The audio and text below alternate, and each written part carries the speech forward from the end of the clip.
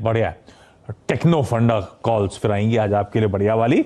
एक बात और, आज की क्लोजिंग तक जरा डाउ फ्यूचर्स नैस्डैक फ्यूचर्स में नजर रखिएगा। इस समय डाउ फ्यूचर्स एकदम फ्लैट है, तो कल वो डाउ फ्यूचर्स जो 300 पॉइंट 325 पॉइंट गिरा था, इस समय फ्लैट ट्रेड कर रहा है। और नैस्डैक जिसने ज्यादा मूड बिगाड़ा था, वो मेरे ख्याल से 20-25 पॉइंट ऊपर इन ग्रीन ट्रेड कर रहा है। तो यूएस में कल की पिटाई के बाद होपफुली फ्लैट से माइल्डली इन ग्रीन सेशन हो सकता है, शायद वो भी हम फैक्टर इन कर रहे हैं जब ये भाव आपको लो लेवल से रिकवरी और फ्लैटिश नोट पे जब हम भी कामकाज करते हुए। चलिए सवाल जवाब के सिलसिले की शुरुआत। डॉक्टर साहब जो जुड़ गए प्लीज स्क्रीन पे दिखाइएगा। हमें पुणे जाना है, थाने जाना है और उसके बाद दिल्ली भी जाना है। तो सबसे पहले पुणे से कर देते हैं शुरुआत। अंजलि कोबल आपको आपकी स्क्रीन पे नजर आएंगे। अंजलि जी, अरे आप तो पूना आज तक को वहीं पूछ लेते, आज तक भी पूना से हैं। अंजलि मैम छोड़िए, ये बताइए अपना थोड़ा सा बैकग्राउंड, क्या करते हो आप मैम और कब से शेयर मार्केट्स में हो? सर एक्चुअली मैं एचडीएफसी बैंक में जॉब कर रही थी, बहुत साल हो गए। हाँ। और अभी बेटी के लिए मैंने जॉब छोड़ दी, लेकिन शेयर्स में तब भी कर रही थी, लेकिन मेरा एक रिलेशनशिप मैनेजर था। हाँ। तो वो डील कर रहा था। और अभी की बात करूं तो मैंने सोचा क्यों किस पे डिपेंड रहना है, खुद ही सीख लो। तो अभी 6 महीने से मैं ही सीख रही हूँ, मतलब मैं ही ट्रेड कर रही हूँ। तो 2-3 चीजों में थोड़ी फंस गई हूँ, तो वही पूछना था। तो मतलब पहले से आप इक्विटीज को ट्रैक कर रहे थे, बीच में रिलेशनशिप मैनेजर। अच्छा, डॉटर की वजह से जॉब क्यों छोड़ना पड़ा? सर क्योंकि बैंक के टाइमिंग बहुत ज्यादा है और उसको टाइम नहीं दे पा रही थी जितना चाहिए था उतना। नहीं ठीक बात। ओके। काफी टाइम है जॉब छोड़ने का। She is in 9th। तो अभी वो हाई टाइम है उसको टाइम देने के लिए, तो मैंने जॉब छोड़ दी थी। ओके ओके, बिल्कुल परफेक्टली फाइन। तो अंजलि मैम, आप लॉन्ग टर्म इन्वेस्टमेंट्स कर रहे हो या खरीद फरोख्त चलती है, स्क्रीन देखते रहते हो, ट्रेडिंग भी चलती है? सर देखो, इंट्राडे तो नहीं करती, डिलीवरी बेस्ड करती हूँ, लेकिन वैसे ही जैसे प्रॉफिट आ जाता है निकल जाती हूँ, शॉर्ट टर्म या जैसे पॉसिबल है वैसे। आ रहा है पैसा, आ रहा है शेयर मार्केट से? आ रहा है। ओके अंजलि मैम, फिर आपने बताया जहां फंस गए 2-3 स्टॉक, पहला कौन सा है जो ज्यादा दिक्कत कर रहा है? हाँ, स्नोमैन लॉजिस्टिक है। हाँ। उसमें 55.56 पे बाइंग किया था, 1500 शेयर्स। एग्रेसिव बाइंग है और ये आपकी बाइंग से 11-12 रुपए, हाँ 12 रुपए नीचे चल रहा है। ये लिया था कि ट्रेड मोमेंटम होगा, जब प्रॉफिट में आऊंगी एग्जिट कर लूंगी, वो हुआ नहीं है ना? हाँ। तो अपन मोमेंटम चेज कर रहे थे, तो एक स्टॉप लॉस लगाना था। आप लगाते हो आमतौर पर अंजलि मैम की स्टॉप लॉस लगाना अच्छा नहीं लगता, लॉस घाटे में निकलना मजा नहीं आता। क्या हो रहा है सर, अभी नहीं थी इसलिए स्टॉप लॉस का उतना पता नहीं था, और होल्ड कर सकती हूँ इसलिए होल्ड कर रही हूँ। अब जब निकलूंगी तो प्रॉफिट में ही बाहर निकलूंगी। पर ऐसा गुस्से से स्टॉक को अप्रोच नहीं करने का, हो सकता है इसमें प्रॉफिटेबल एग्जिट, पता नहीं आस्था बताएंगी। आस्था, ये वाकई सब कुछ बढ़िया पढ़ने में लगता है, अच्छी बिजनेस, वो रिफर ट्रक्स और रेफ्रिजरेटेड वैन्स वगैरह सब सुनने में अच्छा, पर ये स्टॉक वाकई चल के नहीं देता। अब ये मैम ने कहा भाई जब तक प्रॉफिटेबल नहीं होगा तब तक बैठी रहूंगी, सही स्ट्रैटेजी है क्या? बैठा रहना चाहिए? स्नोमैन प्रॉफिटेबल होगा क्या? प्रॉफिटेबल तो मेरा मतलब है 55-56 के ऊपर जाएगा, कुछ मीनिंगफुल अपटिक्स दिखाएगा या निकाल दिया जाए, कैसे अप्रोच करें? पहला तो मैं अंजलि मैम को बोलना चाहूंगी कि अगले 1 या 2 महीने में मान के चलें कि ये 40 से लेके 51-52 के बीच में ही घूमता रहेगा, क्योंकि जो यहाँ पे चार्ट्स पे ट्रेंड बना हुआ है वो साइडवेज का है। जो इनको प्रॉफिटेबल एग्जिट मिलेगी उसके लिए एटलीस्ट इनको 2 से 3 महीना तो यहाँ बिल्कुल होल्ड करके रखना पड़ेगा। तो अगर ये इतना रुक सकते हैं तो बिल्कुल यहाँ पे अपनी पोजीशंस को कैरी करें, 3 महीने का एक टाइम होराइजन रखें। प्लस अभी रिजल्ट सीजन भी स्टार्ट होने वाला है, तो रिजल्ट्स पे भी बिल्कुल कड़ी नजर रखें और रिव्यू करते रहें अपनी पोजीशन को। मीनवाइल आप यहाँ पे एक स्टॉप लॉस के साथ पोजीशंस को होल्ड कर सकते हैं। स्टॉप लॉस रहेगा 39 का, क्योंकि मैंने बोला 40 से लेके 51 के बीच में घूमेगा, तो 39 का एक क्लोजिंग बेस का लगा लें। मतलब 39 के नीचे बंद होगा तो ही आपको यहाँ पे लॉस बुक करना है, नहीं तो रुके रहना है, खड़े रहना है पोजीशन में। तो 39 के स्टॉप लॉस के साथ अपनी पोजीशंस को कैरी करें। आगे जाते हुए पहले टारगेट्स 51 के रहेंगे, क्योंकि उसी के बीच में ये मूव कर रहा है, और अगर 51 के ऊपर ये क्लोज किया तो डेफिनेटली इनको यहाँ पे प्रॉफिटेबल एग्जिट भी मिलेगी, क्योंकि फिर ऊपर के लेवल हमें यहाँ पे 55 से लेके 60-70 तक के भी देखने को मिल सकते हैं। लेकिन 2-3 महीने का टाइम पीरियड मान के स्टॉप लॉस के साथ अपनी पोजीशंस को होल्ड करें। ओके अंजलि मैम, कोशिश करूंगा लौट के आऊं, आमतौर पे आ नहीं पाता हूं, लेकिन क्विकली आगे बढ़ रहा हूं, सवाल जवाब के सिलसिले को आगे बढ़ाता हूं। थाने से अश्विनी दलवी आपको आपकी स्क्रीन पे नजर आएंगी। अश्विनी मैम, आप कब से शेयर मार्केट्स में? सर मैं एक्चुअली 3 साल से कर रही हूँ, बट स्टार्टिंग के मेरे कुछ मंथ्स वो सारी चीजें सीखने में चली गई हाँ। कि स्टॉप लॉस क्या है, पोर्टफोलियो कैसे रहता है, फंडामेंटल एनालिसिस एंड ऑल। हाँ। Then I started gaining knowledge about it फिर उसके बाद मैं ट्रेडिंग करना स्टार्ट करी हूँ सर। अच्छा खासा पोर्टफोलियो चल रहा है। मेरा भाई एक्चुअली करता है, आशुतोष। हाँ। सो मुझे एडवाइस देते रहता है, और आपका सीएनबीसी चैनल भी देखती रहती हूँ सर सुबह 9 बजे से। तो अच्छा चल रहा है तो पोर्टफोलियो बढ़िया चल रहा है। तो अश्विनी मैम, ये अच्छा करा आपने, शुरुआत करी, हाँ। पहले सब पढ़ा लिखा, उसके बाद अब हाँ, थोड़ा सा एग्रेसिवली आप उतरे हो शेयर बाजार में, ये बढ़िया Exactly, strategy. sir. Ashwini ma'am, पहला सवाल कौन सा आस्था के लिए? सर मैंने जील के शेयर्स लिए थे 200 232 की प्राइस पे। बट द थिंग इज कि मैंने वो 50 शेयर्स तो मैंने प्रॉफिट बुक करके निकाल लिया। अभी मेरे पास है 150 शेयर्स सर। सो जैसे कि न्यूज़ेस आ रही थी, मर्जर के वक्त बहुत हाइक हो गया था शेयर। ये आपने जब लिया था, जब ये अनाउंसमेंट आ गया था, जिस दिन बहुत तेजी दिखा रहा था, उसी दिन खरीदा था? नहीं, उससे पहले ही लिया था सर। अरे मैंने वाह। गाबा सर ने बताया था शायद। 232 का था ना तब। तो ओके। बहुत अच्छे से चला, तो मेरे को प्रॉफिट बुक कर लिया मैंने। हाँ। बट अभी भी जो न्यूज़ेस आ रही है, लीगल बैटल चल रहा है सर दोनों हाँ। के बीच में, जैसे पता है। बिल्कुल ठीक। हाँ, तो फिर अभी मैं ये चाहती हूँ कि होल्ड करूँ या सेल कर दूँ सर अभी मतलब। अच्छा है, आपको इन डेप्थ नॉलेज है अपने स्टॉक के बारे में। हाँ, इन्वेस्को और जी का वो एक इशू चल रहा है, हाँ। टसल चल रहा है। वो क्या इम्पैक्ट हो हाँ, सकता है। आज तक क्या करा जाए भाई, 232 की खरीद, पहले एक थोड़ा सा पार्शियल प्रॉफिट बुकिंग कर ली, अच्छी एंट्री थी, अभी भी 70 रुपए ऊपर चल रहा है इनकी खरीद से, लेकिन अच्छे रीरेटिंग के बाद थोड़ा सा ठंडा पड़ रहा है इस लीगल बैटल के बीच में। तो मुनाफा बांध लूं या डरने का नहीं है, इवेंचुअली अच्छी तेजी आएगी?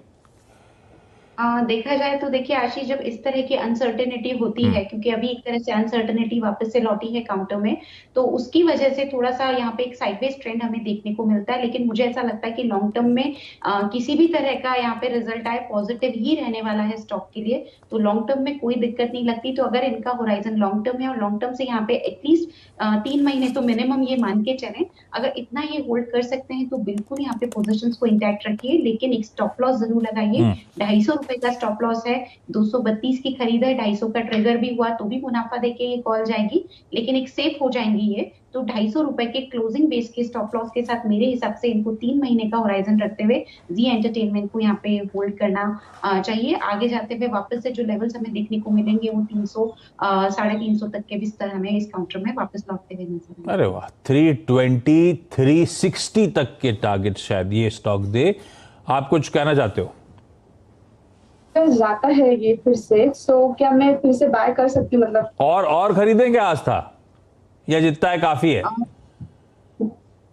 और खरीदने की तो मैं सलाह अभी नहीं दूंगी, लेकिन अगर थोड़ा सा रिस्क ले सकते हैं तो नीचे आए तो, लेकिन अभी मत खरीदिए। बेटर रहेगा कि एक बार रुक जाइए, थोड़ी क्लैरिटी आ जाए। ठीक है, ठीक है। तभी लेने का ज्यादा अच्छा यहाँ पे मौका रहेगा। और रिजल्ट्स भी आ रहे हैं आशीष, तो अभी तो थोड़ा सा रुकना ही ज्यादा बेटर रहेगा। हाँ, तो अभी फ्रेश एड्स ना करें। दिल्ली से नेहा मैम को स्क्रीन पे दिखाइए। नेहा मैम, आप अपने बारे में बताओ, और आप कब से शेयर मार्केट्स में हो मैम? मैं हाउस वाइफ हूँ। मैं शेयर मार्केट में वैसे तो काफी टाइम से हूँ, 10 साल से कर रही हूँ। हाँ। पर जब मैं बॉम्बे थी तो मेरी नेबर ने कहा कि शेयर मार्केट में आप पैसे डालो। मैंने कहा मेरा बैकग्राउंड तो बिल्कुल ही नहीं है। हाँ। मैं तो हाउस वाइफ हूँ। पर फिर भी मैंने ट्राई किया। काफी पहले नुकसान हुआ क्योंकि कुछ भी पता नहीं था। फिर मैंने भी सीएनबीसी आपका देख के सीखा है, और अभी काफी अच्छा पोर्टफोलियो बन रहा है। फिर भी कुछ कुछ है उसमें जो लॉसेस है। हाँ। जैसे सुजलॉन वगैरह में। पर अच्छा, वो सब भी पोर्टफोलियो में है। अच्छा, ये 10 साल पहले मुंबई में थे, फिर दिल्ली कैसे पहुंच गए? ये मेरे हस्बैंड की जॉब, वो पहले कैडबरीज में थे। हाँ। तो अभी उन्होंने फिर दिल्ली में जॉब ली है, तो अभी दिल्ली में है हम लोग। घर पे खूब कैडबरी का सप्लायर रहता है? नहीं, अभी नहीं, पहले हुआ करता था। और वो कैडबरी का एड बहुत ब्यूटीफुल उन्होंने वो जो चेंज करा, बहुत अच्छा एडवर्टीजमेंट। उनको, उनकी टीम को कांग्रेचुलेट करिएगा। अच्छा नेहा मैम, सवाल कौन सा पहला? सवाल मेरा है, मैंने जीआईसी लिए थे 100 शेयर्स 249 की रेट पे 2019 में लिए है मैंने। पर वही है कि मैं भी स्टॉप लॉस नहीं लगा। तो ये जब लिया था तब ट्रेडिंग का ही मन था क्या? तेजी वेजी आ रही थी उस समय लिया था क्या? हाँ, शायद वो 2020 में प्रदीप पंड्या थे, तो उन्होंने स्टॉप लॉस भी बताया होगा। हाँ बताया होगा, पर मेरी गलती है जो मैंने नहीं लगाया, तो ठीक है, आई डोंट नो व्हाट। हाँ अब क्या करा जाए, आज तक ये तो गड़बड़ हो गया है मामला। हाँ क्योंकि 265 की खरीद 150 पे खड़ा है मेरे ख्याल से स्टॉक, हाँ ऐसी कुछ 145 पे है। क्या करना चाहिए? ये बाकी इंश्योरेंस प्लेयर्स तो बढ़िया कर रहे हैं, ये सरकारी वाला मामला थोड़ा डगमगा गया है। हाँ जी बिल्कुल, आपने सही बताया आशीष यहाँ पे, और इसी वजह से हम देखें स्टॉक यहाँ परफॉर्म ही नहीं कर पा रहा। मेरे हिसाब से अभी तो इसमें समय लगेगा, बहुत ऊंचे लेवल पे इनकी खरीद है, तो उसको आने के लिए एटलीस्ट ये मान के चलें 3 से 6 महीने का भी होराइजन रख लें, बेटर रहेगा। तो उतना तो ये टाइम पीरियड रखें और एक स्टॉप लॉस भी अपनी पोजीशन में लगाएं, क्योंकि काफी बढ़िया यहाँ पे जो बेस फॉर्मेशन मुझे चार्ट्स पे दिख रही है वो तकरीबन 130-140 के जोन में हो रही है, तो वहां पे एक बेस बन रहा है, तो उसके नीचे जाने के चांसेस काफी कम लगते हैं, और उसी वजह से 130 का एक स्टॉप लॉस लगा के हाल फिलहाल में पोजीशंस को यहाँ पे कैरी करने की मैं सलाह दूंगी। जो इमीडिएट टारगेट्स हमें देखने को मिलेंगे वो हाल फिलहाल में तो अभी तो 170-190 तक के ही रहेंगे, और 265 की खरीद जो है उसको आने में काफी समय लगने वाला है, तो वेट करना चाहिए 130। तो वेट करना चाहिए इसमें? जी बिल्कुल, ठीक है, तो वेट करेंगे मैम, होपफुली बढ़िया रिटर्न्स यहां से दे सकता है ये स्टॉक। और एक और दिक्कत है इसमें, मेरे ख्याल से 85-86% आस्था अभी भी सरकार का स्टेक है। अब तो समय आ रहा है, शायद 3 साल का पीरियड हो चुका होगा ना, जिसके आसपास वो स्टेक रिडक्शन भी करना पड़ेगा। जी बिल्कुल, एक वो बार एक ये इशू है। चीज अगर, हाँ आपका यहाँ पे बिल्कुल सही है, और उसी की वजह से मैं अभी तो थोड़ा सा यहाँ पे रुकने को ही इसीलिए ठीक है। बोल रही हूँ, एक बार वेट एंड वॉच करना बेटर रहता है। और 30 का, अगर 130 का लेवल तोड़ता है तो लॉस बुक करिए, और उसकी जगह मुझे अभी टेक्सटाइल सेक्टर काफी ज्यादा पसंद आ रहा है आशीष। हाँ। इनफैक्ट ट्राइडेंट, वेल्सपर्न, ये बहुत अच्छे काउंटर हैं, कोई भी डिप आता है तो खरीद के रख लीजिए, बहुत बढ़िया रिटर्न लॉन्ग टर्म में ये देंगे, तो फिर वहां पे भी एक रुझान बनाया जा सकता है। वो आपने ऐड देखा आस्था, वो कैडबरीज का, वो पहले एक वो लड़का शॉट मारता है तो लड़की आती है स्टेडियम में से दौड़ती हुई, इसका उन्होंने रिवर्स कर दिया, देखा? इसका उल्टा कर दिया, वो एक लड़का दौड़ता हुआ आता है, देखा वो ऐड? मेरे हिसाब से जिस तरह से ट्रेंड चेंज हो रहा है, बिल्कुल एड में भी उन्होंने वही चीज ब्यूटीफुल, दिखाई सही है। में बहुत बढ़िया कैप्चर कर रहा था वो, इसलिए मैंने कहा तो एडवर्टीजमेंट बहुत बढ़िया था। अच्छा अंजलि, क्विकली अगला सवाल, आपने स्नोमैन लॉजिस्टिक्स की बात करी। ये आईडीएफसी फर्स्ट बैंक के मैंने शेयर्स लिए थे, और ये लिए थे 54.56 रेट पे 2000 शेयर्स। ये क्यों लिया था? सर आरएम ने बताया था 62 अगर क्रॉस हो जाता है तो बढ़िया जाएगा, तो मैंने 59 से बाइंग स्टार्ट कर दी, और एवरेज करते करते यहाँ तक आ गई हूँ।